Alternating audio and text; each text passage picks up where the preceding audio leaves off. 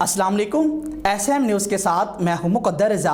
SM news studio में खुशामदीद। खबरों का सिलसिला बढ़ाते हुए रुख करते हैं बवाना का, जहां पर चक नंबर 222 गोड़ियांवाला में दिलखराश वाक़या पेश आया है, जहां पर सगे ताई ने 8 साला मासूम भतीजे की टांग तोड़ दी। आपको एक बार फिर बताएं कि बवाना में चक नंबर 223 गोड़ियांवाला में दिलखराश वाक़या पेश आया है, जहां पर सगे ताई ने 8 साला मासूम भतीजे की टांगें तोड़ दी। इसी हवाले से मजीद अपडेट कर रहे हैं SM न्यूज़ के नुमाइंदे मोहम्मद अफजल रुमाना।